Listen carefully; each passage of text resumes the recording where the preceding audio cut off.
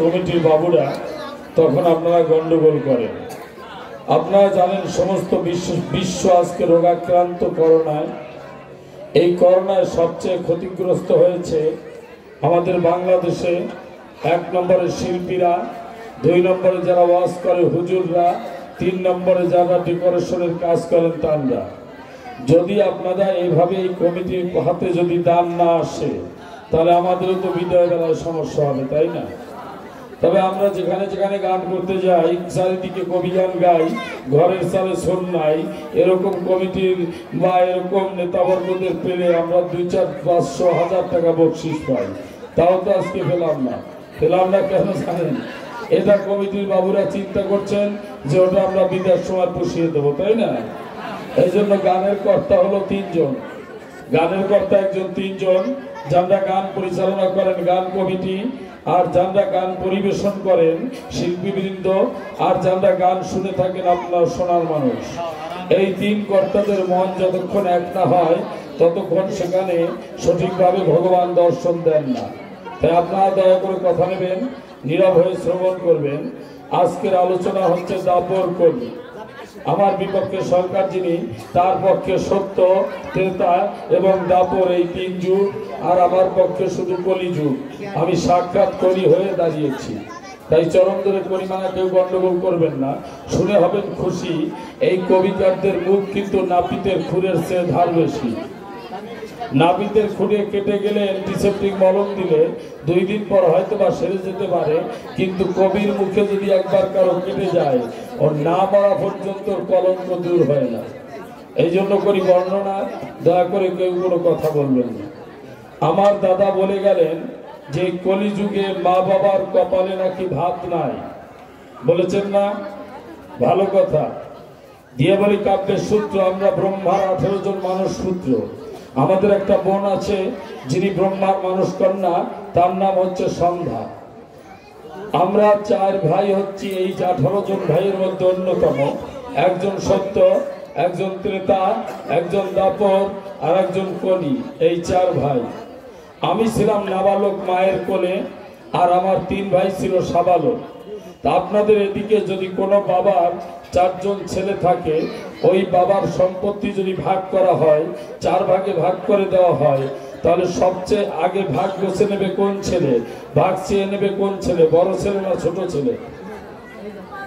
কোন ছেলে ভাগ চেয়ে নেবে? ভাগ গচা হলে যেইটা 4 ভাগ করা হলো, ভাগ চাওয়া চেয়ে নেওয়ার অধিকার আগে কার? আইনত কার? ছোট ছেলের। যদি ছোট ছেলে নাবালক থাকে তাহলে ছোট ছেলের পক্ষ হয়ে ভাগ চেয়ে নেবে কে? তার মা, তাই না? ও দাদা, তুমি আজকে বললে যে কলিযুগে মার কপালে ভাত নাই, মায়ের চোখের জলের দাম নাই। যেদিনকে আমার বাবা স্বয়ং ব্রহ্মাদেব ব্রহ্মাণ্ডকে 4 ভাগে ভাগ করার জন্য দেবগুরু বৃহস্পতিকে সালিসমান হিসাবে আনা হলো, বিশ্বকর্মাকে আমিন রূপে জায়গা মেপে দিতে আনা হলো, তখন আমার মা ডাক দিয়ে বলেছিল যে তোরা হলি সাবালক, আর কলি আমার কোলে নাবালক। কলি বর্ণনা, তোরা ভালো ভালো ভাগগুলো গোছে নিয়ে খারাপ ভাগের মধ্যে এই কলিকে দিস না। সেদিন আমার মায়ের চোখের জলের দাম দাও নাই, সেদিন তোমরা মায়ের চোখের জলের দাম না দিয়া আমি যাই প্রকাশিয়া ভাই হয়ে যে ভাইকে ঠকায়, সে ভাই না, সে হলো শয়তানের ভাই। লম্বা লেকচার মারো আসরে। আজকে 3 দিনের কষা, লাস্টের দিন। প্রথম দিন গান হয় 2 আসর, গান করেছি 4 আসর। কমিটির কোনো জায়গা বাদে নাই, খুব আনন্দ হয়েছে। কালকে 3 পাশ দিয়ে লোক উঠে গেছে, 1 পাশ দিয়ে মায়েরা উঠে যাচ্ছে। আধা ঘন্টা লেট হয়েছে গানে, তাতে যা পাওয়ার তা পেয়েছি। ভগবানের কিভাবে মায়ের কাছে পেয়েছি, কমিটির বাবুরা সুন্দর থাকবেন, সুখে থাকবেন। আর মা, তোমার কাছে এই প্রার্থনা করি, বাবুরা যেন সুখে থাকে, আর যত দুঃখ আছে সব আমাদের কপালে দিবে। আপনারা কথা নেবেন, নীরবে শ্রবণ করবেন। আজকে যতক্ষণ 4 কোণায় 4 জন শ্রোতা থাকবে ততক্ষণ গান হবে। 4 কর্নারে যতক্ষণ 4 জন শ্রোতা থাকবে ততক্ষণ গান হবে। আর আসিবা না আসিল মাসি, সত্য কথা প্রকাশী। আজকে আমাদের একে তো বিদায় রজনী, আর এখানে আমি তিমির সরকার আমার মতো বিদায় রজনী। তাই আমি করি বর্ণনা, অন্যদিকে যাব না। একটা ধুয়ে ধরে আস্তে আস্তে কাব্যের মধ্যে প্রবেশ করবো। গন্ডগোল আমার, যদি কেউ পাশে গন্ডগোল করে কেনু দিয়ে খোঁচা দেবা। পাশে গন্ডগোল করলে কেনু দিয়ে খোঁচা দেবা। শেষে যদি গন্ডগোল লাগে আমাকে মানবা, আমি ঠিক করে দেবো, কারণ আমরাও তো তোমার সন্তান। সোনার মানুষ এলো নদী, সোনার মানুষ এলো,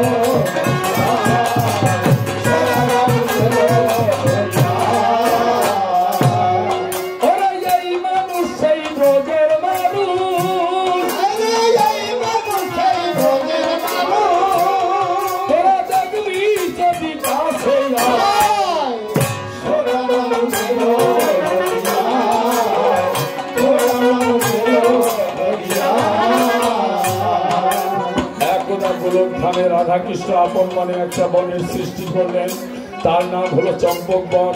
চম্পক ডালে ফুটিয়াছে ফুল, দেখিয়া রাধারানীর প্রাণ আকুল।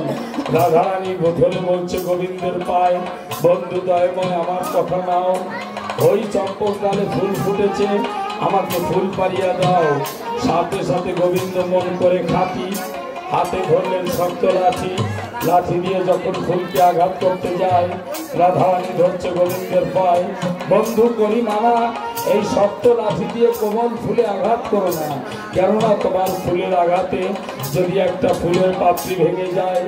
ভাঙা ফুল দিয়ে যেমন গুরুর চরণে পূজা করা যায় না, ভাঙা ফুল দিয়ে বন্ধুর চরণে পূজা করা যায় না, ভাঙা ফুল দিয়ে গোবিন্দের চরণে পূজা করা যায় না, ঠিক তদ্রূপ দেহের যৌবন ফুল যদি বাসি হয়ে যায়, সেই বাসি দেহ দিয়ে আর সাধন ভজন হয় না। আমার গোবিন্দ লাঠি ফেলে দিলেন, সব ছোট বাজবে, লাঠি ফেলে দিলেন। লাঠি ফেলে দিয়ে আমি যাই প্রকাশিয়া, ডাক দিয়ে বলছে রাধে ওঠো আমার কাঁধে। রাধারানী কি আর বসে থাকে, রাধারানী গোবিন্দের কাঁধে উঠে গেলেন। গোবিন্দের কাঁধে উঠিয়া বাম হাত দিয়ে ডাল ধরেছে, ডান হাত দিয়ে যখন ফুল তুলতে গিয়েছে, এমন সময় কৃষ্ণের এক নাম কানাই, কখনো কায়া আছে কখনো কায়া নাই। কৃষ্ণ রাধারানীর চরণের নিচ থেকে অন্তর্ধান হয়ে গেছে। রাধারানী ফুলের ডাল ধরে ঝুলে কি যেন কি বলতে যায়, আর মুখ থেকে এক একটা লালাযুক্ত হয়ে এক একটা গোপলাকৃতি বের হয়ে ডিম্বাকারে কিছু দূরে গিয়ে বাষ্ট হয়ে এক একটা নামের সৃষ্টি হয়। দুই দুই অক্ষরে এক একটা নাম। তাই রাধারানীর বদন হতে 16টা গোগলা বেরিয়ে গিয়ে 16টা গোগলা বাষ্ট হয়ে 16 নাম 32 অক্ষর সৃষ্টি হয়ে আকাশে বাতাসে চারিদিকে ধ্বনিত হতে লাগলো। কৃষ্ণ নামের সৃষ্টি হয়ে গেল। জয় জয় রাধা গোবিন্দ প্রেমানন্দ।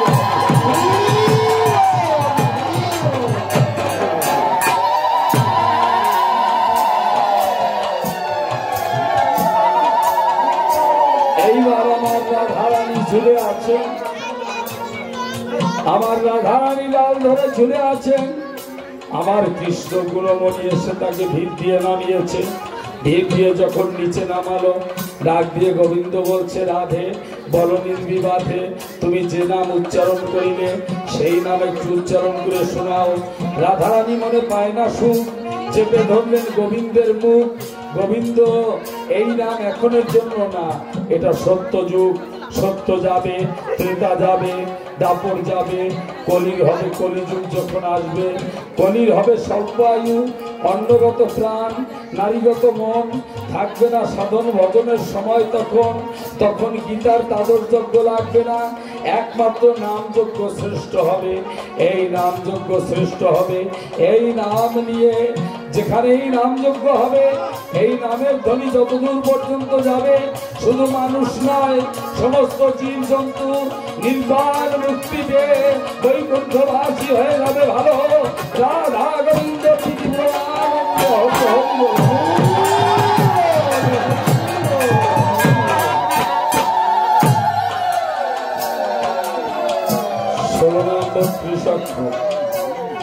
এই 16 নাম 32 অক্ষর মন্থন করলে 2 অক্ষর পাওয়া যায়, হ আর রি। এই হরিনামের সৃষ্টি কোথায়? আপনারা জানেন সমস্ত নামের জন্ম সত্য যুগে, কিন্তু সত্য যুগে নামের প্রচার ছিল না, ত্রেতা যুগে নামের প্রচার ছিল না, দাপর যুগে নামের প্রচার ছিল না। এই নাম গোলকে গোপনে ছিল, কে আনিল? গৌর আনিল। নাম গোলকে গোপনে ছিল, কে আনিল? আমার গৌর আনিল। এইবার যাব হরিনামের সৃষ্টির দিকে। কৃষ্ণ নাম গোলকে থাক, এইবার হরিনামের দিকে যাই। যখন দুনিয়া ছিল ধুয়াকার ধান্দাকার অন্ধকার, একটু পরে যাই, আগে এদিকটা সেরে আসি, তাই না? এইবার সত্য যুগ চলে গেল, ত্রেতা যুগ চলে গেল, দাপর যুগ যখন এলো, বৃন্দাবনের দক্ষিণে তালবনে রাধারানী কৃষ্ণের কোলের উপরে মাথা দিয়ে নিদ্রা যাচ্ছেন। এমন সময় রাধারানী ঘুমের ঘরে দেখতে পায় এক নগ্রত পরিমণ্ডল উন্নত উজ্জ্বল দেহধারী উন্নত পুরুষ এসে স্বপ্নের যুগে দেখা যায়। রাধারানী চিৎকার দিয়ে উঠে বললেন, গোবিন্দ, আমি পুলুটা হয়ে গেছি, তোমার কোলে মাথা রেখে নিদ্রা গিয়ে আমি পর পুরুষের মুখ দেখেছি। গোবিন্দ ডাক দিয়ে বলছে, না রাধে, তুমি পর পুরুষের মুখ দেখনি, ওটা আমারই মুখ, ওটা আমারই রূপ। কেননা তুমি শ্রীরাম অভিশাপে 100 বছর আমাকে হারা হয়ে পথে পথে কেঁদেছিলে না, বনমালী গো, পর জনমে হইও রাধা। তাই আমি কৃষ্ণাঙ্গ ভিতরে নিয়া, আমি কৃষ্ণাঙ্গ ভিতরে নিয়া, তুমি রাধা তোমার অঙ্গ বাহিরে নিয়া, উভয় অঙ্গে এক অঙ্গ হইয়া যে রূপে আমি নদিয়ার বুকে যাব, সেই রূপটা আমি সর্বপ্রথম তোমাকে দেখালাম। তাহলে আমার মহাপ্রভু আসবেন, তার রূপটা সর্বপ্রথম কে দেখেছেন? রাধারানী দেখেছেন। ডাক দিয়া বলছে, বন্ধু, তুমি সত্যি যাবে? তোমার নামটা কি হবে? বলছে, হর গৌরীর বহুদিনের আশা, পেতে আমার ভালোবাসা। আমি এক পূর্ণিমায় উদিত হব চাঁদের গায়ে, হর গৌরী থাকবে কৈলাসের চূড়ায়, হর গৌরী আমার নামকরণ করবে। মনে রাখবেন, যাকে গৌর পূর্ণিমা কয়, এক পূর্ণিমায় গৌর উদিত হলো চাঁদের গায়ে। হর বলে, ওগো গৌরী, বলি তোমার ঠাই, ওইকার রূপ আমি জানিবারে চাই। গৌরী বলে, ওই রূপ আমার জানা নাই। হর বলে, আমরা উহার নাম নিতে চাই। গৌরী বলে, আমার নামের প্রথম অর্ধেক দেব। হর বলে, আমার শেষের অক্ষর কি বাকি রাখিয়া দিব। তাই গৌরীর গৌ, হরের র, এই হলো গৌর। গৌরীর গৌ, হরের র, এই হলো গৌর। হরের হ, গৌরীর রি, এই হলো হরি।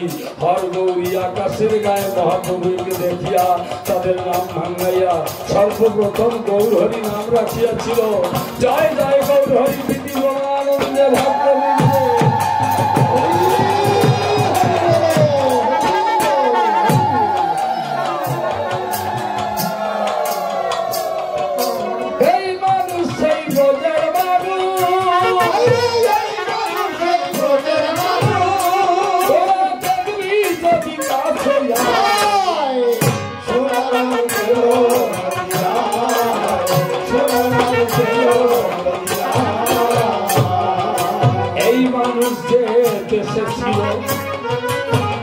সেই দেশের মানুষ কত ভালো, তারা ভালোবেসে বিদায় দিল, তাই এলো নদিয়া।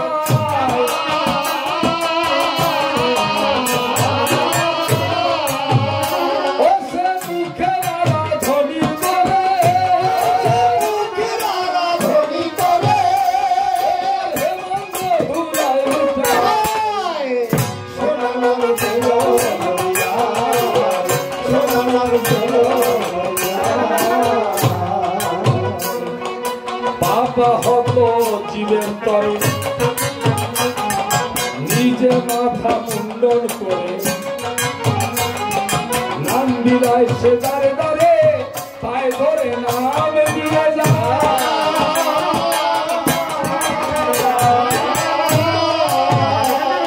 বাবু, যদি ভগবান কেউ পেয়ে থাকে, আগে পেয়েছে মুসিতে, পরে পেয়েছে নাপিতে। মুসি হয়ে সুচি হয় যদি কৃষ্ণ ভজে, আর সুচি হয়ে মুসি হয় যদি কৃষ্ণ ত্যাজে। রহিদাস মুসি তাই পেল ভগবান। এইবার নদিয়ার বুকে যখন এলেন গৌর সোনার চান, গৌরাঙ্গ মহাপ্রভু যখন মাথা মুন্ডন করতে যায়, ওমা মধুশীল, তার নাম ছিল কি? মধুশীল। মধুশীলের দোকানে যায়। আচ্ছা, শিলের জন্ম কিভাবে, এই যে একটু বললে ভালো হয়। শিলের জন্ম কি করে? একদিন মহামায়া কৈলাসে বসিয়া পাথর একখানা ঘষিয়া ঘষিয়া ধারালো করিয়া শিবের নখ যখন কর্তন করতে যায়, ওই শিবের নখ কাটতে গিয়া ওই নখের সাথে যে রক্ত মাংস যা কেটে গেল, বুঝলেন পাথর দিয়ে কি ভালোভাবে কাটা যায়, ওই রক্ত মাংস উঠলো শিবের উপরে রাখা হলো। ওই সাথে সাথে শিবের রক্ত মাংস কি বৃথা যায়? সাথে সাথে এক সুন্দর মানুষ সৃষ্টি হলো। ডাক দিয়া বলছে, শিব বলি তোমার ঠাই, আমাদের পরিচয় কি হবে জানতে চাই। বলছে, তোদের শিলের উপর জন্ম হলো, তাই হবি শিল। তোদের পিতাও আমি, মাতাও আমি, তোদের পিতা মাতা লাগে নাই, শিলে জন্ম, এই জন্য তোরা হবি নপিত। নপিত তাই থেকে নাপিত, তোরা হবি শিব। তোদের চেহারা হবে সুন্দর, তাই তোরা নর সুন্দর, তোরা নরকে করবি সুন্দর। এই জগতে যদি কেউ মহাপাপগ্রস্ত হয়, পিতা মাতা মারা গেলেও পাপগ্রস্ত হয়, অন্য সময় যদি প্রায়শ্চিত্ত করতে যায়, যত সময় তোদের ঘুর দ্বারা তাদের নখে স্পর্শ না করা হবে, ততক্ষণ পর্যন্ত তারা শুদ্ধ হবে না। এই জন্য কিন্তু নখ খোটা হয়। তাই নাভিদ কিন্তু খারাপ জিনিস না, নাভিদ ভালো জিনিস। তাই মধুশীল মধু নাপিত জিনিস, তাহার কথা আমি জানি। মধুশীল গিয়া আমি যাই প্রকাশিয়া। মধুশীল যখন মহাপ্রভুর মাথা মুন্ডন করতে যায়, মাথার মধ্যে দেখতে পায় কাজ সারা। ডাক দিয়া বলতেছে, মহাপ্রভু করিমানা, তোমার মাথা আমি এভাবে ন্যাড়া করতে পারবো না। কেন? বলছে, সমস্ত দেব দেবতা সব তোমার চুলের গোড়ায়, আমি পোষ দেবো কোন জায়গায়, কোনটার গায়ে লাগে তা বলা যায়। মহাপ্রভু বলছেন, একটা তালু আর একটা হলো ব্রহ্মতালু। দেখ, ব্রহ্মতালুতে যেখানে রাধা গোবিন্দের যুগল মূর্তি আছে, ওই জায়গাটুক বাদ দিয়া আর বাকি জায়গাটুক যে ভালো করিয়া কামাইয়া, তা ওইটুক বাদ দিয়া বাকিটুক কামাইয়া দিল। তাই রাধা কৃষ্ণের গোড়ায় আছে জ্যোতি, তাই এর এক নাম জ্যোতি। নারীর কাছে টিকি না না টিকি, তাই এর এক নাম টিকি। যতক্ষণ নারী থাকবে ভাই, দেখবি খালি যায়, নারী থাকবে ভাই, দেখবি খালি যায়। এই ভাইয়ের বস্তু ডাইনে নিয়া যদি যাও ভজন করিয়া, যদি ডাইনে থাকে বন্টি, এই জন্য এর আর এক নাম হলো বন্টি। একটা জ্যোতি, একটা টিকি আর একটা বন্টি। তাই গানের মধ্যে কি বলা হয়েছে, এই পাপা হত জীবের তরে, নিজের মাথা মুন্ডন করে, নাম বিলায় সে দারে দারে, পায়ে ধরে নাম দিয়ে যায়।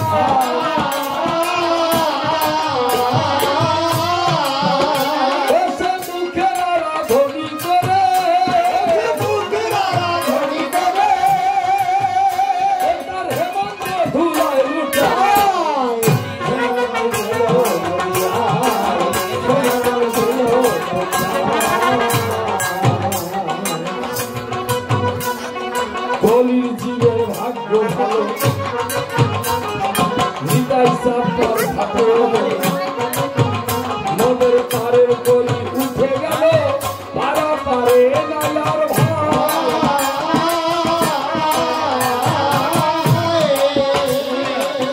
নিতাই নিতাই নিতাই বলেছে, নিতাই ভজন। নিতাই কাকে বলে? গুরু যাতায় আমি নিতাই, গুরু যাতায় আমি নিতাই। যে ভক্ত গুরুর কাছে যায়, আপনা আপনি নিতাই হয়ে যায়। মায়েরা সাবধান, ফের কই সাধু সাবধান। চোরকে বলা হয় নাই সাবধান, ডাকাতকে বলা হয় নাই সাবধান, সাধুকে বলা হয়েছে সাবধান। ফের কই সাধু সাবধান। এর একটা কথা যদি মিস হয়ে যায়, সারা রাত্রের মধ্যে তোমরাও খুঁজে পাবে না, আমিও খুঁজে পাবো না। তাই নিতাই কাকে বলে? গুরু যাতায় আমি নিতাই। যে গুরুর কাছে যায়, গুরু মন্ত্র নেয়, সে কিন্তু সাথে সাথে নিতাই হয়ে যায়। এই জন্য গুরু যা দেয় আমি নিতাই, এই জন্য নিতাই। তাই গানের মধ্যে বলা হয়েছে, মোদের কলির জীবের ভাগ্য ভালো, নিতাই চাঁদ পার ঘাটে এলো, মোদের পারের কলি উঠে গেল, তারা পারে নাই আর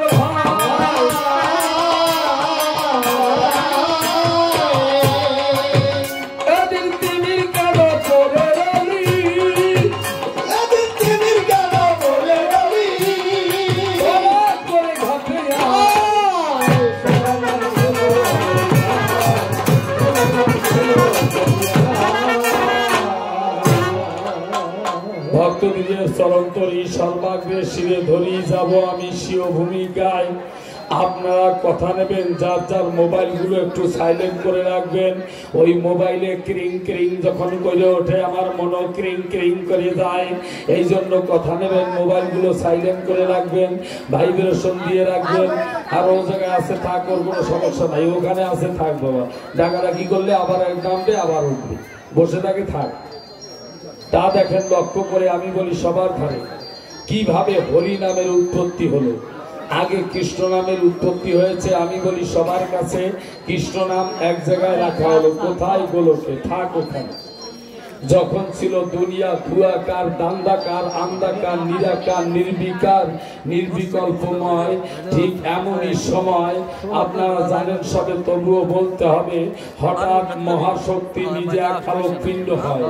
ওই আলোকপিণ্ড হতে, আমি বলি সবার সাক্ষাতে, আলোকপিণ্ড হতে দুনিয়া হলো আলোকময়, ওই আলোকপিণ্ড হতে চন্দ্র, সূর্য, গ্রহ, তারা, নক্ষত্র সবকিছু সৃষ্টি হয়। নিজে নিজে একটা রূপ ধরেছে, ওই শক্তি রূপ ধরেছে, খুলে বলি সবার কাছে, তারে মহাবিষ্ণু কয়। মহাবিষ্ণু রূপ ধরিয়া আমি যাই প্রকাশিয়া, শূন্যের উপর বেড়ায় ঘুরিয়া। তার অঙ্গ হতে যে ঘামের সৃষ্টি হলো, এই ঘাম হতে জলের সৃষ্টি হয়। এই জলের সৃষ্টির পরে খুলে বলি সবার ধারে হঠাৎ নাক হতে 49টা বাতাসের সৃষ্টি হয়। জানো না মন বাতাসে কি কয়, কোথাওতে আছে বাতাস, কোথা যে লুকায়। 49 পবনের গতি যে জানিতে পারে, থাক গিয়া মনুষ্য লোক দেবে ও মানে তারে। 49 পবনের সৃষ্টি হলো, আপনাদের বলছি ভালো।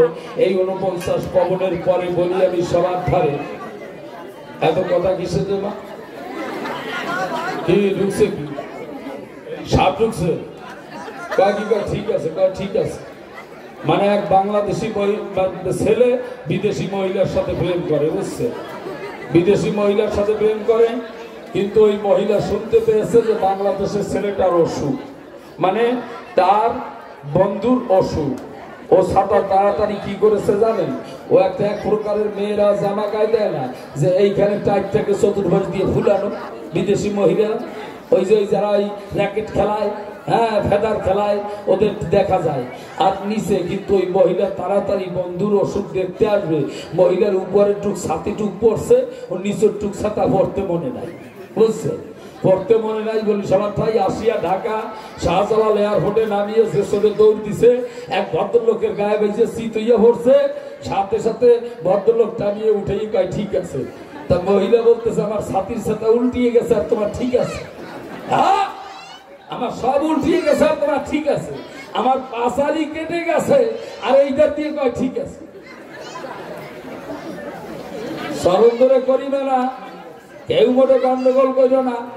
আগে 2 দিন এক পিয়ার ছান ছিল, গান করতে পারি না, এই গায়ে জ্বালা আছে, ঠিক মতো গায়ের ঝাল মিটাতে পারি নাই, আজকে শেষের দিন। তাই দেখেন লক্ষ্য করে খুলে বলি সবার গোচরে নাক থেকে বাতাসের সৃষ্টি হলো, বাতাসের সৃষ্টির পরে খুলে বলি সবার দ্বারে একটা নাগের সৃষ্টি হলো। নাগ মানে সাপ, একটা সাপ, তার অনেকগুলো মাথা, এর নাম হলো অনন্ত নাগ। এই অনন্ত নাগ সৃষ্টি হইয়া আমি যাই প্রকাশিয়া, জলের উপরে আসিয়া ওই নাগ ভাসিয়া, তার লেজ গুটাইয়া দিয়া ফনা তুলিয়া নাগ সজ্জা তৈরি করিয়া দেয়। মহাবিষ্ণু কি করেছে খুলে বলি সবার কাছে, ওই নাগের উপর আসিয়া সাহিত্য সজ্জায়, যখন সাহিত্য সজ্জায় হলো, আমি আপনাদের বলছি ভালো, মহাবিষ্ণুর 4 হাত ছিল, ঊর্ধ্ব দক্ষিণ হাত অকস্মাৎ যখন বাম বক্ষে দিল, তাহাতে আদি লক্ষ্মী কমলার জন্ম হলো। কমলা ছিল তার চরণ সেবায়। দয়া করে কথা নেবেন, যারা মতুয়া ভক্ত আছেন বাড়ি গিয়ে দেখবেন যে হরিচাঁদের মাথার উপরে আমি যে ছবিটার কথা বলছি, এইটা হরি ঠাকুরের মূর্তির মাথার উপরে আছে, আর শান্তিমার মাথার উপরে একটা ওঙ্কার আছে। আগে এইটা বলে নি, তারপরে ওঙ্কারটা কেন সে ব্যাখ্যাটা পরে দেব। আসল জায়গায় কেউ যাবে না, নকল নিয়ে টানাটানি ঝগড়াঝাটি যাহা করো, এই জগতে এই সমালোচনা করা একটা পথ থাকে, গন্ডগোল করা একটা পথ থাকে। এরা কারা জানে? এরা কারা? আপনারা দেবী ভাগবত পড়েছেন যারা, নিশ্চয় জানেন তারা। 332 পৃষ্ঠায় স্পষ্ট লেখা আছে, একদিন সুরত রাজাকে ডাক দিয়া মা কালী বলছে, ও সুরত, কথা নিবি, তুই আমার নামে লক্ষ বলি দিবি। এই লক্ষ বলির অর্থ না বুঝিয়া সুরত রাজা যিনি 1 লক্ষ পাঠা মানে শাক শিশু ধরিয়া নিলেন, তিনি মানে পাঠা বলি দেবে। এইবার পাঠা তো বিপদে পড়িয়া ডাক দিচ্ছে, নারায়ণ নারায়ণ নারায়ণ নারায়ণ। সবার ডাক বোঝে না, বলেন যেই পাঠায় ডাকে নারায়ণ নারায়ণ, পাঠা এসে নারায়ণ এসে হাজির হলো। ভাড়ার দল ডাকিস কেন? তাই বলি দেবে, বলি দেবে, বলি দেবে। কেনা দেবে? সুরাত সুরাত সুরাত, সুরত রাজা ডাক দিয়া নারায়ণ বলছে, তোরা কথা নিবি, তোরা এই সত্য যুগে সবাই বলি হয়ে যাবি, তোরা কলি যুগে গিয়ে মানুষ হবি, তোদের দেখলে ঠিক পাওয়া যাবে। এই কয়টা সুরত রাজার বলির পাঠা। মনে রাখবেন, আমার কলি যুগে যারা ভক্ত তারা খাঁটি ভক্ত, এদের মধ্যে কোনো ভেজাল নাই। ওরা ওদের যুগ দিয়া যে কয়টা সুরত রাজার বলির পাঠা পাঠিয়েছে, সেই কয়টাই এই সমাজে বর্তমানে কলি যুগে গন্ডগোল করতেছে। আমার কলি যুগে সব ভক্ত, এর মধ্যে কোনো ভেজাল নাই। যে কয়টা গন্ডগোল করে সব কয়টা ওদের সত্য যুগে সুরত রাজার বলির পাঠা। বলছে, তোরা কথা নিবি, তোরা কিন্তু বলি হয়ে যাবি, কলি যুগে গিয়ে তোরা মানুষ হবি, তোরা নারী রূপে জন্মাবি, পুরুষ রূপে জন্মাবি, তোদের লোমকূপ হইতেও মানুষ জন্ম নেবে, কিন্তু তোদের দেখলে ঠিক পাওয়া যাবে। এই কয়টা সুরত রাজার বলির পাঠা। কি কি? এরা দেবে দিজে না বানিবে, কহিবে উল্টো বচন, সমাজের গর্হিত কর্ম করবে সারাক্ষণ, ভালো কাজের সমালোচনা সদাই করিবে, আপনা আপনি বড় পণ্ডিত চিন্তা করিবে, বাপ মারে এরা কবু খেতে নাই দিবে, পথে ঘাটে সমালোচনা সদাই করিবে, চারিদিকে লাগাইবে মহাগণ্ডগোল, মনের ভুলে বলবে না হরে কৃষ্ণ হরি বল, শুভ কাজে গিয়া যারা গন্ডগোল করিবে। এই কয়টা সুরত রাজার বলির পাঠা দেখেছে না যাবে। আমার কথা না, আমার কথা না, দেবী ভাগবতের কথা। সুরত রাজার বলির পাঠা কয় না। এই জন্য যারা গন্ডগোল করবে, যারা কাছাকাছি করবে, যারা সমালোচনা করবে, এটা শাস্ত্রে বলেছে এরা সুরত রাজার বলির পাঠা। আদৌ আমার কলির যুগের ভক্ত যারা, এরা খাঁটি ভক্ত, তারা এদের মধ্যে কোনো ভেজাল নাই নাই নাই। এইবার মহাবিষ্ণু কি করেছে? ঊর্ধ্ব দক্ষিণ হাত আমি বলি অকস্মাৎ, ওমা বাম বক্ষে যখনই ফেরালো, তাহাতে আদিলক্ষ্মী কমলার জন্ম হলো। ওই কমলা মহাবিষ্ণুর চরণ সেবায় রইল। এইবার মহাবিষ্ণু চিন্তা করে অন্তরে অন্তরে, কোথা ছিলাম কোথায় এলাম, এই জায়গায় পরে নিজে নিজের মধ্যে যখন ধ্যান করিয়া যায়, নাভি মূলে গিয়া যখন হইয়াছে উদয়, নাভি হইতে একটা পদ্ম ফুলের জন্ম হলো। পদ্মনাল বাহিয়া মহাবিষ্ণু উপরে উঠিল।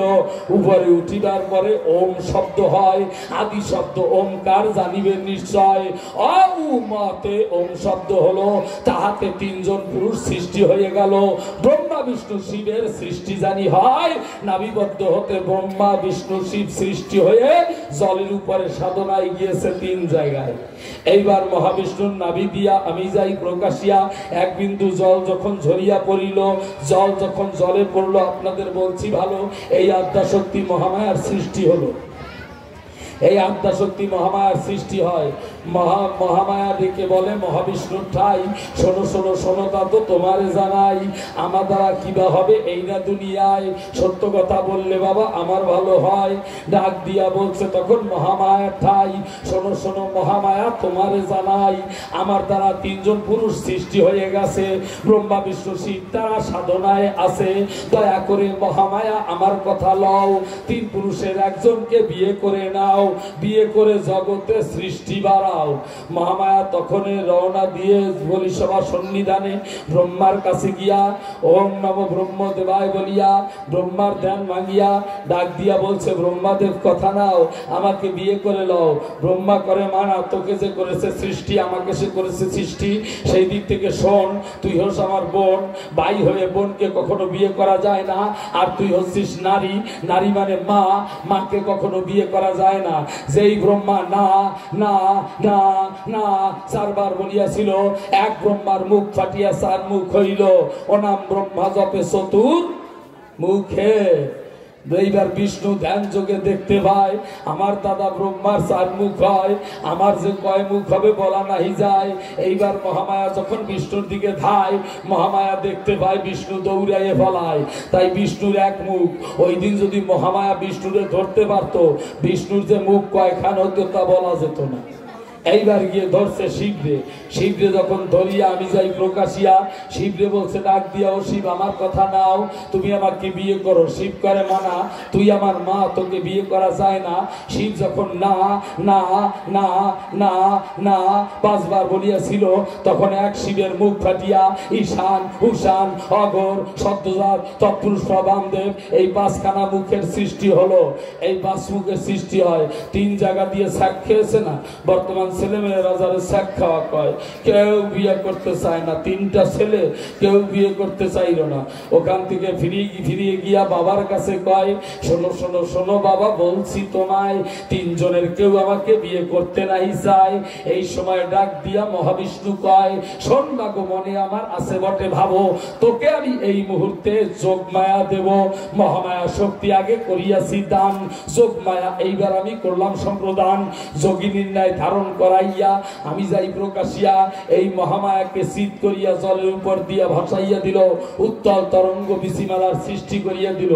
আপনারা বলতে পারেন সরকার মশাই মহামায়ারে শীত করিয়া ভাসাইয়া দিল কেন? বুট করিয়া ভাসাইয়া দিতে পারতো না? না, কাজ হবে না। মাতৃদ্বার হতে ছেলেরা আসে বুট হইয়া, তাই যদি কোনো পুরুষ মারা যায় জলে ফেলে দেখবেন বুট হইয়া ভাসে। আর যদি নারীর দ্বার হতে কোনো নারী আসে, মেয়ে জন্মায়, মেয়েরা জন্মায় শীত হইয়া, তাই যদি কোনো নারী মারা যায় জলে ফেলে দেখবেন শীত হইয়া ভাসে। তাই এই জন্য যেমনি আসা তেমনি তার জলে ভাসা। যোগমায়াকে যখন ওই শীত করিয়া ভাসাইয়া দিল, ভাসতে ভাসতে যখন ওই শিবের কাছে গেল, মহাবিষ্ণুর ইচ্ছায় শিবের ধ্যান ভাঙিয়া যায়। দেখতে পারে একটা মরা মেয়ে ভেসে যায়। অকস্মাৎ আকপাশ চিন্তা না করিয়া যেই ধরছে হাত, দেখে একেবারে মরে নাই, মিট মিট করে তাকাচ্ছে। ডাক দিয়া বলতেছে, ও শিব আমার হাত ধরছো কেন? ব্যবহারটা কি? যদি বলো বিয়ে করার জন্য ধরেছি তাহলে অসুবিধা নাই, আমি তোমাকে আশীর্বাদ দেব। আর যদি বলো এমনি একটু ধরেছি, তাহলে মনে ব্যথা পেয়ে যদি চন্ডালিনী সাপে এড়াতে পারে না তাহা বিধাতার বাপে, আমি দেব অভিশাপ, তুমি হয়ে যাবে ভস্মীপাত। শুনিয়া মহামায়ার এই বচন শিব কর্তার ডাউন প্রমোশন। শিব তখন ধ্যান করে দেখিবারে পায় এই সব হচ্ছে মহাবিষ্ণুর ইচ্ছায়। তখন ডাক দিয়া শিব বলছে, প্রকাশ করি আমি তোকে বিয়ে করতে পারি, তুই যদি 108 বার মরতে পারো, 108 বার বাঁচতে পারো। দেখেন কায়দা কেমন। সাথে সাথে যোগ মায়া যোগ বল নিল, যোগ বলে মহামায়া দেহ ত্যাগ করিল। দেহ ত্যাগ করিয়া উপরে দৈববাণী করলো, ডাক দিয়া বলল, শিব আমি যোগ বলে দেহ ত্যাগ করেছি, আমাকে পোড়াবা কোন জায়গায়? ভরাইয়ে নাও। তখন খালি জল, ভরাবে কোন জায়গায়? এই সময় শিব কি করেছে, এইবার মহামায়াকে শীত করা মহামায়াকে বুট করিয়া তার পিঠের উপরে উঠিয়া যোগ আসনে বসিয়া কুমারী সাধনা শুরু করলো। এখনো নাগাল্যান্ডের নাগা সরকার, নাগা সন্ন্যাসীরা যে সাধনা করে থাকে, ধ্যান করিয়া শিব নিজের মধ্যে 5টা জিনিস পায়, যারে বলে ক্ষিতি, অপ, তেজ, মরুদ, বম। মুসলমান বলে আপ, আতস, খাক, বাদ, সাফা। 5টা জিনিস পায়। ক্ষিতি মানে মাটি, আছে কোথায়? আমাদের লিঙ্গমূল এবং গুজ্জুদারের মাঝখানে আছে মাটি। অপ মানে জল, আছে কোথায়? আমাদের 2 পাশে 2টো কিডনি আছে। কিডনির মধ্যে কি আছে? জল আছে। কয় সাগরের জল আছে? 7 সাগরের জল আছে। কয় পাতালের জল আছে? 7 পাতালের জল আছে। কি কি? অতল, বিতল, সুতল, তলাতল, মহাতল, রসতল, পাতাল, সপ্ত পাতালের জল আছে। অবিকল। তেজ মানে আগুন, আছে কোথায়? নাভিপদ্মে আছে। কিন্তু আগুন থাকলেই তো জ্বালানো যাবে না বাবা। যেখানে বাতাস নাই সেখানে আগুন জ্বালানোর কায়দা নাই। এইবার তৃতীয় তেজ মরুদ মানে বাতাস, স্থিতি বক্ষে, দরজা পেরো নাকে। তৃতীয় তেজ মরুদ, বোম মানে ফাঁকা মার্গ, শব্দ মার্গ। দেখবেন মায়েদের কোলে জন্মায় যখন ছোট্ট ছোট্ট মেয়ে কিংবা ছেলে, ওমা এই জায়গাটা একটু একটু নড়ে না? নড়ে কিনা? যখন সন্তান বড় হয় উপরটা তখন শক্ত হয়ে যায়, নিচে একটু জায়গা ফাঁকা রয়, যাকে নাদবিন্দুর স্থান কয়। যারা সাধকরা বলেছে বিশ্রামখানা, আর লালন ফকির বললেন বারামখানা, হংস বীজ সেখানে চলে না। এইবার শিব কি করলো? শিব তখন যোগে বসিয়া নিজের শ্বাসের গতি মাপতে লাগলো। দেখলো আমাদের শ্বাসের গতি 24 আঙ্গুল। শিব দেখলো ভিতরে বাইরে 12 আঙ্গুল, বাইরে 12 আঙ্গুল। তাই ভিতরের 12 আঙ্গুলের উপরে যদি বাইরে বাইরের 12 আঙ্গুল দিয়ে চাপ দেওয়া যায়, নাক হইতে নাভি পর্যন্ত টোটাল যার যার আঙ্গুলের 24 আঙ্গুল, নাক হইতে নাভি পর্যন্ত যার যার আঙ্গুলের 24 আঙ্গুল। যারা যোগ সাধনা করেন তারা অবশ্যই জানতে পারেন। এইবার শিব কি করেছে, এক এক আঙ্গুল ভিতরে ঢুকাচ্ছে, মানে যাতে আগুনে বাতাস পায়। এক আঙ্গুল কমাইলে জীবের শুভভাগ্য জয়, 2 আঙ্গুল কমাইলে জীবের দ্বিধাদ্বন্দ্ব জয়, 3 আঙ্গুল কমালে তিতাব জ্বালা যায় দূরে, 4 আঙ্গুল কমালে চতুর্বিধ মুক্তি তুচ্ছ সারে, 5 আঙ্গুল কমালে পঞ্চবাণে পরে কাটা, 6 আঙ্গুল কমালে যায় সররি পুরলাঠা, 7 আঙ্গুল কমালে সপ্ত তালা করে ভেদ, 8 আঙ্গুল কমালে অষ্টপাশকে করে ছেদ, 9 আঙ্গুল কমালে নবদ্বারের কপাটাটা, 10 আঙ্গুল কমালে যায় 10 ইন্দ্রিয়ের লেঠা, 11 আঙ্গুল যোগে যদি কমায় ভাগ্যবান, দিব্য চক্ষে দিব্য মূর্তি দেখিবারে পান, 12 আঙ্গুল যদি কেউ কমাইতে পারে, জীব গিয়া বাস করে ওই পরপারে। এইবার শিব নিজের বাতাস যখন আগুনেতে দিল, শীত হয়ে এইবার মহামায়াকে বুকের উপর উঠালো, নাবির আগুন এইবার শিব ললাটে নিয়া 108 বার মহামায়াকে দিল পোড়াইয়া, 108 বার পোড়াইল। সব জায়গা কিন্তু বাবা পুরিয়া ছিল, 2 জায়গা পড়ে না বলি সবার ঠাই, কণ্ঠহার করে নাই আপনাদের জানাই, মহামায়ার কণ্ঠহার দিয়া ঘুষাইতে জ্বালা। ওই দিন থেকে শিব তৈরি করলো 108 খানা হারের মালা।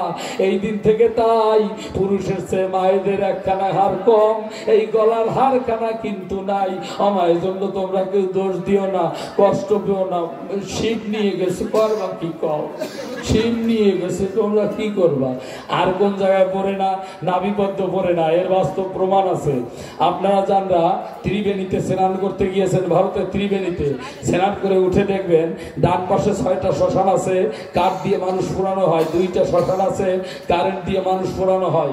বিহারীরা যারা ওই মানুষ দাহন করে পোড়ায়, তারা এক বিহারীকে বললাম, ভাই এই যে কাঠ দিয়ে মানুষকে পোড়াও, কারেন্টে মানুষকে পোড়াও, সব জায়গায় কি পড়ে? বাঙালি বাবু সব জায়গায় কি পড়ে? নাভিপদ্ম কখনোই পড়ে না, উহা দোলা হইয়া থাকে, ছাইয়ের সাথে দোলা হইয়া থাকে, উহা কোনো তাম্র পাত্রে বা মাটির পাত্রে ভরিয়া এইটা গঙ্গা জলে দিয়া তর্পণ করা হয়। এই জন্য বিজ্ঞানেও প্রমাণ আছে নাভিপদ্ম আগুনেও পোড়াইতে পারে না। এইবার শিব বলছে, মহামায়া বলি তোমার ঠাই, তোমার কাছে একটা কথা জানিবারে চাই, যখন আমি তোমায় আগুন দিয়েছিলাম বটে, কোন শব্দ টের পেয়েছো কিনা বলো আমার নিকটে। সাথে সাথে মহামায়া বলছে, পেয়েছি। তুমি আমার বুকের উপরে যখন আগুন দিয়েছো, হা হা হা হা বেগে আগুন উঠেছে, আর যখন আগুন নিবেছে তখন রি রি রি রি বেগে আগুন নিবেছে। ডাক দিয়া শিব বলছে, মহামায়া প্রকাশ করি, তোমাকে আমাকে যে করেছে সৃষ্টি, তার আসল নাম হচ্ছে হা হা আর রি। সর্বপ্রথম হরিনামের সৃষ্টি হলো, কৃষ্ণ নাম হরিনামের মধ্যে আসিয়া মিশিয়া একাকার হয়ে গেল। কৃষ্ণ নামে হরিনাম একাকার হইয়া, কৃষ্ণ নাম মন্থন করিয়া 2 অক্ষরে হরিনাম হয়ে গেল। এই যে হরিনামের সৃষ্টি হয়ে গেল, হরি আনন্দ ভক্তবৃন্দ প্রেমানন্দ হরি।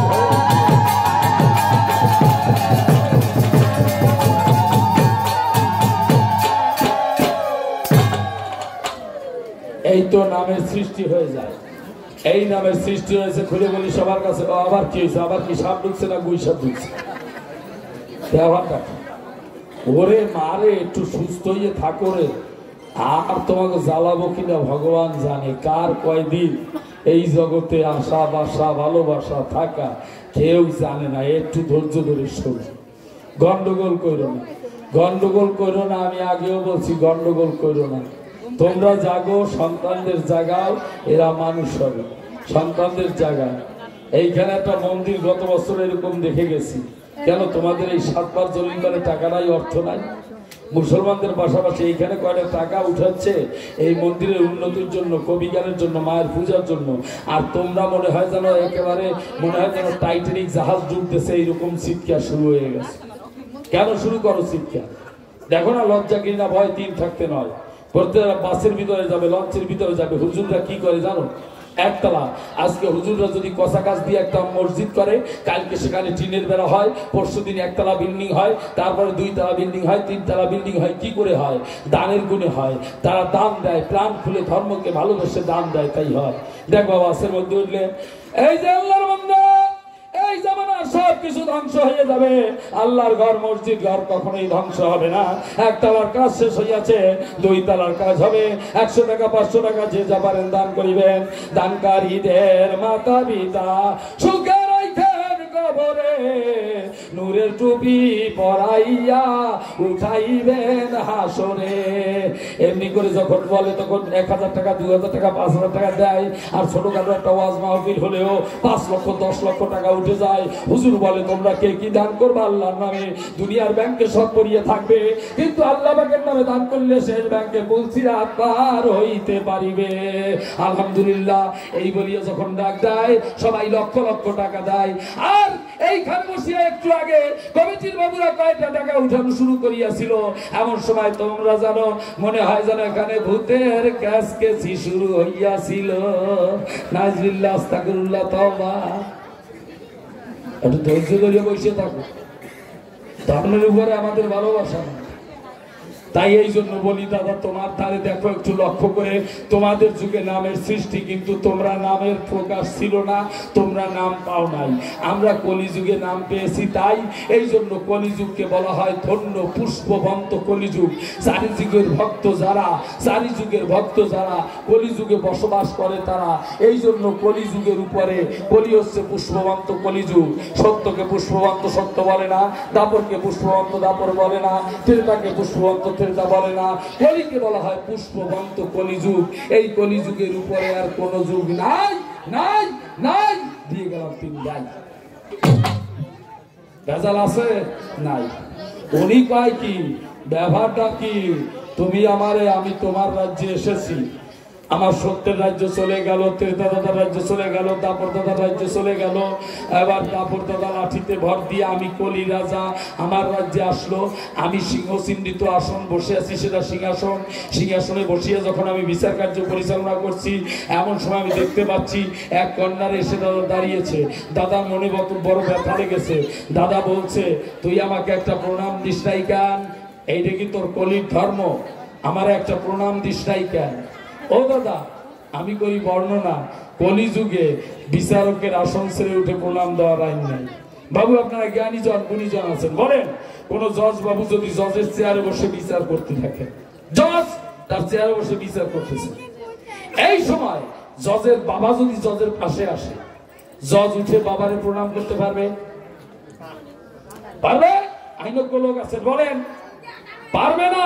যদি জজের মা আসে উঠে প্রণাম করতে পারবে? পারবে না। যদি জজের বড় ভাই আসে, জজ চেয়ার থেকে উঠে প্রণাম করতে পারবে? পারবে না। যদি জজের মা আসে, ভাই আসে, বাবা আসে, যদি জজের গুরুদেব আসে, উঠে প্রণাম করতে পারবে? পারবে না। কেননা ওটা হচ্ছে আইনের চেয়ার, আইনের চোখ কালো কাপড়ে বাঁধা। আইন কখনো বাপ চেনে না, মা চেনে না, ভাই চেনে না, বোন চেনে না। আইন চলে তার নিজস্ব গতিতে, আইন চলে তার আইনের গতিতে। তাই এই জন্য দাদা তোমাকে আমি প্রণাম দিতে পারি নাই। ও দাদা, আমি বিচারকের আসনে বসে আছি, বলি তোমার কাছাকাছি, আমি লোক দিচ্ছি তোমার তলে, বলি দাদা তোমার ধারে, তুমি বাসা ঘরে যাও। আমি বিচার কার্য সেরে এসে তোমাকে একটা না, আমি 1000টা প্রণাম দিতে চাই, কিন্তু কলিযুগে বিচারকের আসন ছিঁড়ে উঠে প্রণাম দেওয়ার আইন নাই, এই জন্য তোমাকে প্রণাম দিতে পারি না। পরিষ্কার জবাব। কোনো ভেজাল আছে? কোনো ভেজাল নাই। জবাব আজকে এরকমই হবে।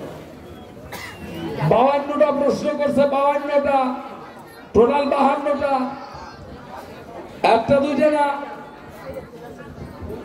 এরপরে প্রশ্নকারী সবার মধ্যে ধরলো টানি, তুমি বাবাকে জেলে ভরে রাখছো কেন?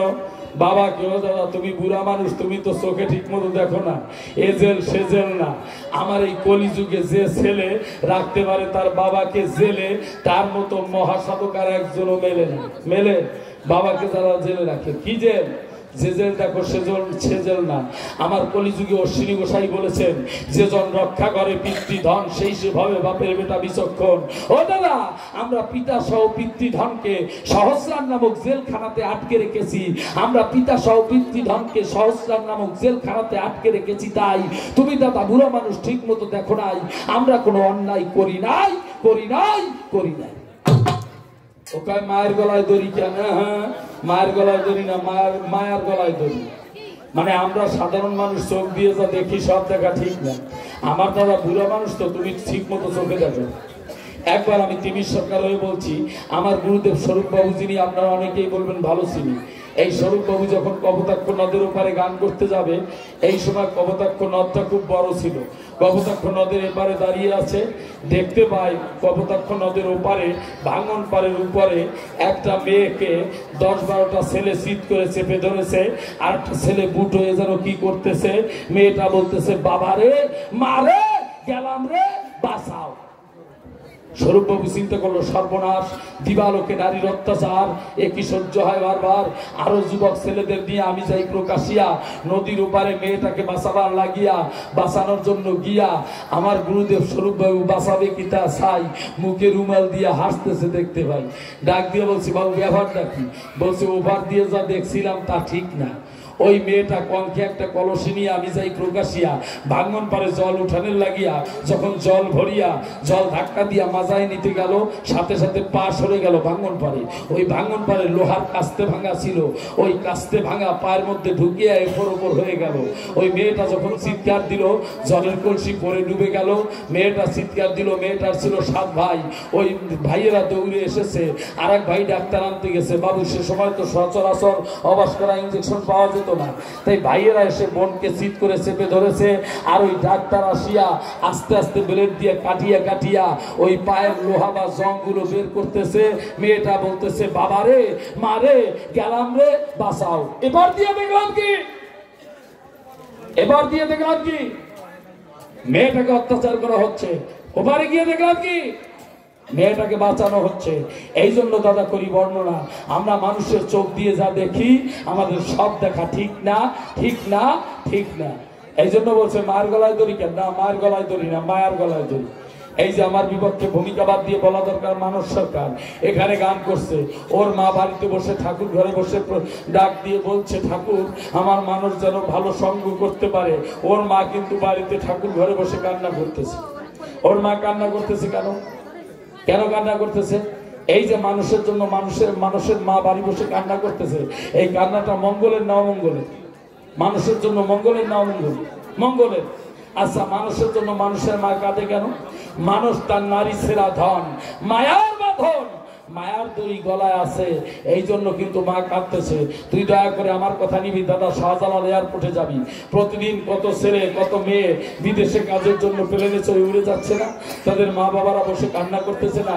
হে আল্লাহ বা হে ঈশ্বর, আমার ছেলেকে যেভাবে নিচ্ছ তুমি দয়া করে কথা নিও, তুমি সেইভাবে আবার বিদেশ থেকে তুমি ফিরাইয়া আনিও, কোলে আনিও। বলছে না? এভাবে কাঁদে না? এভাবে কাঁদে কিনা? অবশ্যই কাঁদে।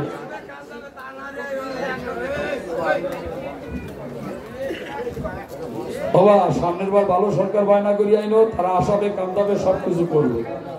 এবছরের মতো আমাকে মাফ করো বাবা, আর জীবনে ওই জায়গায় আসবো না, এ চিন্তা করি গেলাম, এটা হয়ে গেছে যদি বাইসে থাকি।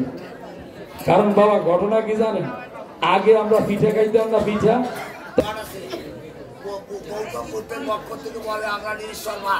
কিন্তু আমরা যে সনাতন ধর্ম আত্মধর্ম অবলম্বী, আমাদের নিয়ন্ত্রক কেটা আজ 3 দিন ধরে আসছে, আজকে ধরিয়া এক লীলা কৃষ্ণর কথাই বলতেছে। কৃষ্ণ সার বলতা, আপনি লীলা কৃষ্ণ চুনা পারে, আপনি আমাদের অরিজিনাল নিয়ন্ত্রক কেনা, আমাদের ছেলেমেয়েদের মায়ের ঘুরে দেন, তাহলে আমরা এই আপনি মুসলমানের কয়েকদিকে ঢুকে 33 করে। আরে বাবা আমার তো সেই জায়গায় যেতে দিতে হবে। আমি আস্তে আস্তে ওরা গান্ধীর প্রশ্ন করছে, আমি তো সেদিক যাবো জবাব, আমার তো যেতে দেবে। এইটা দেন মানে একেবারে লাভ দিয়ে হয়ে গেছে গানের গান সারা। আপনি এসে গান গান, আমি আর পারলাম না। দল বল চলো না বলো, আমি পারবো না। এরকম আমার জীবনে আমি এরকম কোথাও দেখি নাই যে এইভাবে বাজে কথা বলে আর কমিটির লোকরা সেখানে প্রতিবাদ করে না আর উল্টো পাল্টা কথা বলে, আমি দেখি নাই। আমার দ্বারা সম্ভব না, আমি আর পারবো না।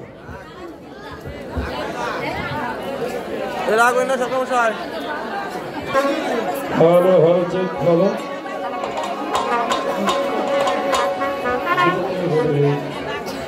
দুটো মনের কথা কোন, ও দুটো প্রাণের কথা।